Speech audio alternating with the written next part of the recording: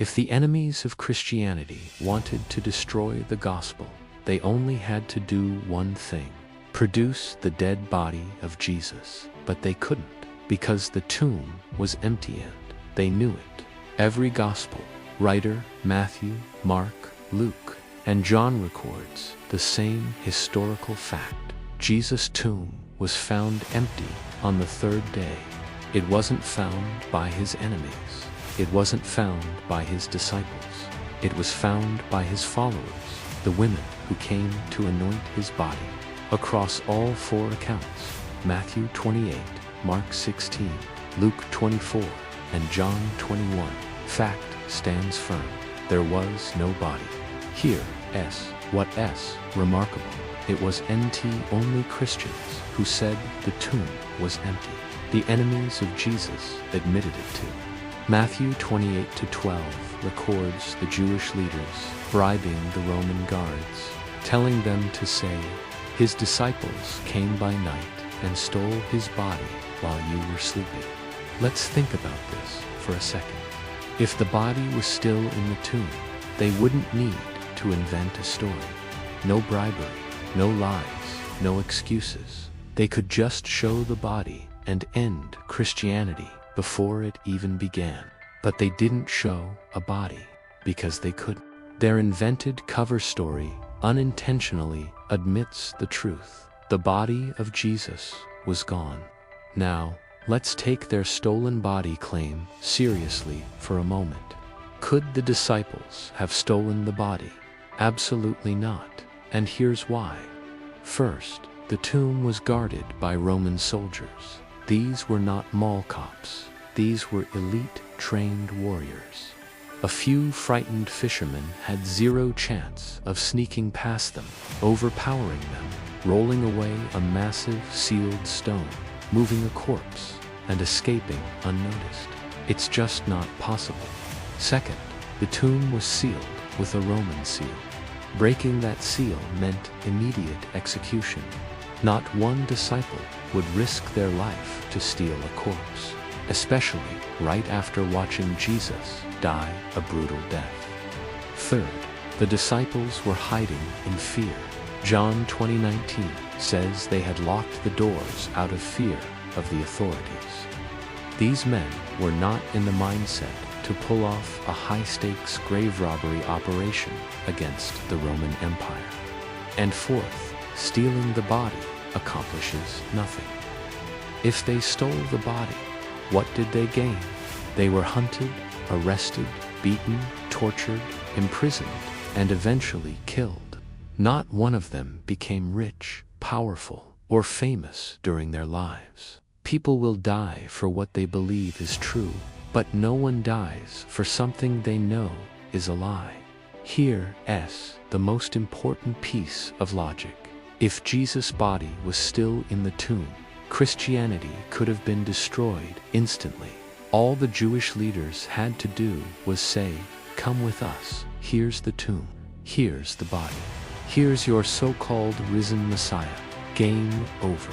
Christianity ends in the first week. But that never happened.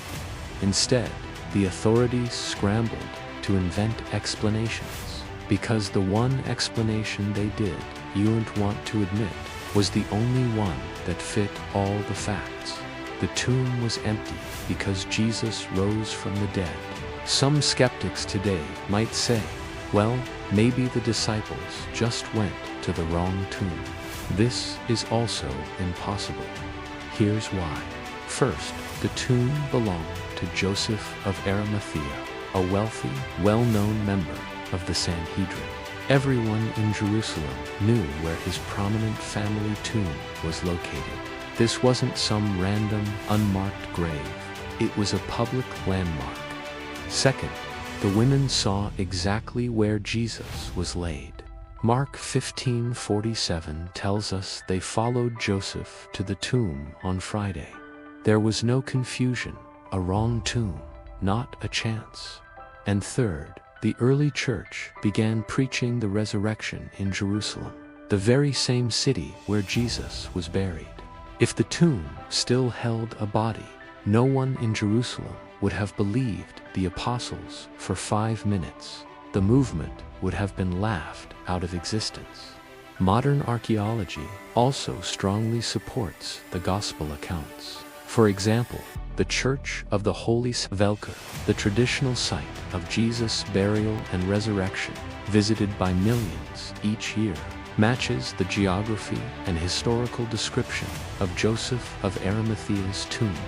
Furthermore, the customs described in the Bible, a new tomb cut in rock, a large rolling stone, the use of burial cloths, and family tombs all align perfectly with first-century Jewish burial practices discovered by archaeologists. The empty tomb is not a legend. It is rooted in historical and archaeological reality. Now, here's one of the strongest pieces of evidence, and it's something fabricated stories would never include. Women were the first witnesses of the empty tomb.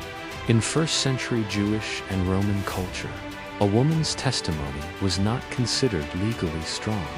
In many court cases, women couldn't even testify. Society largely dismissed female witnesses. So, if the early Christians wanted to invent a convincing story, they would have chosen respected men as the first witnesses. But the Gospels don't hide this supposedly embarrassing fact. They record it boldly.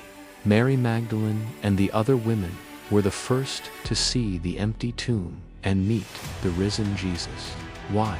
Because that's exactly what happened. This is known as the criterion of embarrassment. If a detail is inconvenient or potentially damaging to your case, yet you include it anyway, it is almost certainly true. So let's combine what we have so far. The tomb was empty, and even Jesus' enemies admitted it. The body was never found. The disciples were transformed from cowards to bold preachers. Over 500 eyewitnesses saw him alive. Women were the first witnesses, a detail no one would invent. And archaeology confirms the historical details. Every piece of evidence points in the same direction. The tomb was empty because Jesus rose from the dead. This single fact shook the ancient world so violently that within just 20 years, Christianity exploded across the Roman Empire. It didn't spread because of politics, power, or clever marketing. It spread because ordinary people saw the risen Christ and simply told the world what they saw. The empty tomb is powerful, but there's another piece of evidence that is even more explosive.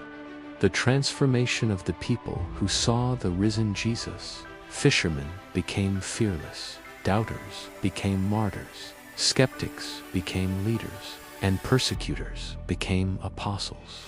What explains that? Only one thing. Episode 5 is next. Transformed lives, when resurrection power rewrites history. This is the Wordsmith Project. Like, share, subscribe, and join me in the next episode as we continue building the case for the resurrection.